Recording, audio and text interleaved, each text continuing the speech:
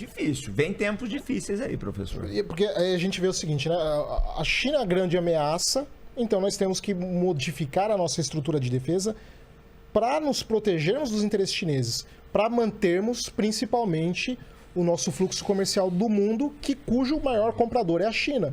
Ou seja, a gente vai se defender da China para poder continuar mantendo o comércio com a China? Então, não faz sentido. Não faz sentido. Tipo, uma coisa, né? Isso não é puxar pano para o lado do chinês, hipótese alguma. Mas a gente precisaria de uma doutrina geopolítica brasileira. Não tem. Fica difícil ter planejamento de Estado.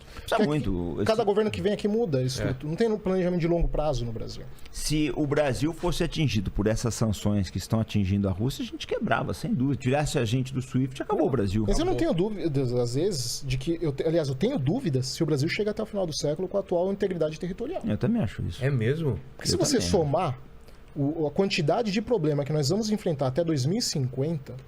que vão começar a acontecer especificamente a partir de 2030, causados pela questão etária brasileira, o envelhecimento da população, e esse eu acho que é a maior crise da história do Brasil, que ninguém discute, que a população brasileira vai começar a envelhecer.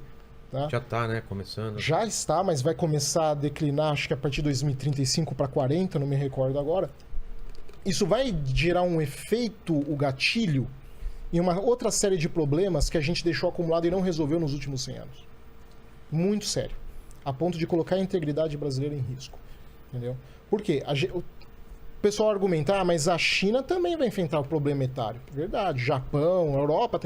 Só que o que eles têm que a gente não tem? Infraestrutura. E a gente vai enfrentar o mesmo problema que os europeus têm, sem a infraestrutura europeia, sem a capacidade tecnológica europeia, sem a capacidade econômica europeia, sem o padrão educacional...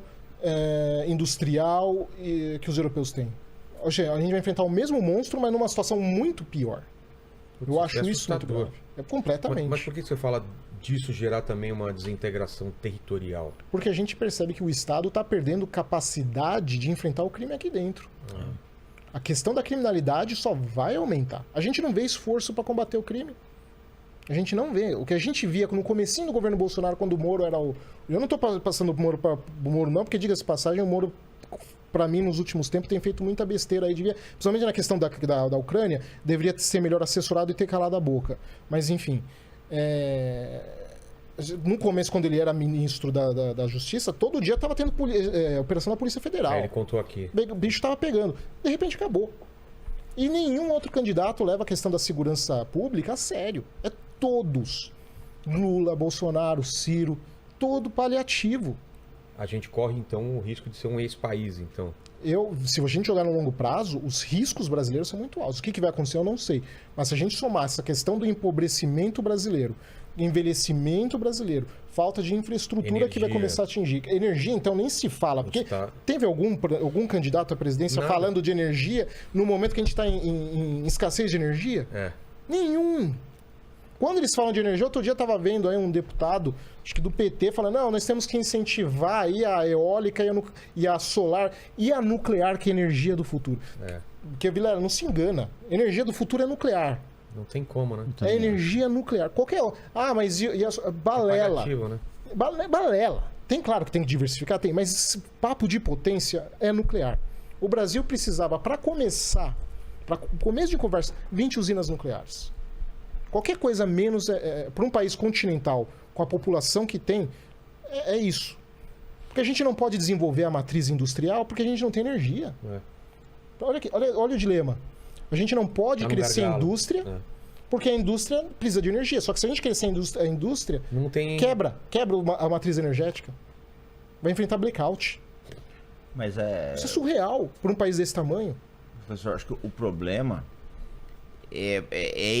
esse é o começo, mas eu tenho medo, eu não sei se as democracias ocidentais elas vão sobreviver em face a esses problemas. Tem isso também, né? Porque eu vou te dar um exemplo aqui em São Paulo, todo mundo mora aqui em São Paulo. Você pega a Cracolândia, ela não tá mais só ali naquela região. Mora do lado. Ela tá chegando no Largo do Aroche, professor. No seu bairro, então, acho que a coisa é até pior. Ela tá chegando no Largo do Aroche. Então é muito complicado isso daí. A gente vai chegar num ponto que as pessoas vão se perguntar, já estão se perguntando. E você tem Cracolândias no centro da Filadélfia, Nova York, São Francisco, Los Angeles, quase todas as cidades. Todas as cidades. Nas Américas agora. Você não tem na Arábia Saudita. Na China, não tem. Singapura, não tinha. tem. Hong Kong, não tinha. Não tem. Indonésia não tem. Esses lugares aí não tem. Então, eu acho que vai chegar uma hora que o pessoal vai começar a perguntar, mas vem cá, tá funcionando? Eu não É sei muito se grave tá. isso. Muito grave. Daí Eu até a não gente sei não se sabe se eles até estão estimulando crescer isso para depois lá na frente poder realmente tirar essa discussão de democracia falhou, vamos assumir agora. Vai ser Porque a autoritário. gente sabe que tem partido político que ganha muito dinheiro em cima do tráfico de drogas. Sim. Em cima de, Partidos, principalmente, organizações, criminalizando etc. as Ou em forças dinheiro, policiais. Ou ou político mesmo, né? Política. Clientelismo. A gente tem pra clientelismo, caramba. Então a gente olha isso no longo prazo, é uma coisa catastrófica pro Brasil. E o Brasil não tem estrutura.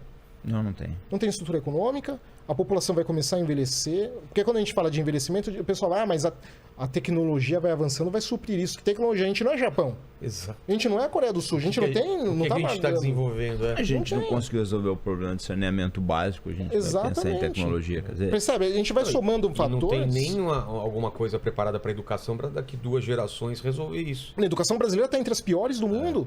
Aí outro dia aquela fulaninha lá, Qual? esqueci o nome da loirinha bonitinha lá que foi no Flow, vai lá e vira falar, mas A priori. virou pro Monark lá, mas você tem base para poder Dados. falar que é educação, dados para falar que é educação ruim? Cara, meu Deus Meu do Deus, céu! tá aí Molecada sai do terceiro colegial sem saber ler e escrever e precisa de dado para explicar. Eu pergunto que tipo de alienação a pessoa precisa, desculpa que eu tô falando alto, porque eu me empolguei. não, mas é verdade. Eu fico pensando, que tipo de alienação, abstração da realidade a pessoa tem que ter para pedir dados diante da constatação do óbvio? É. Percebe? É um negócio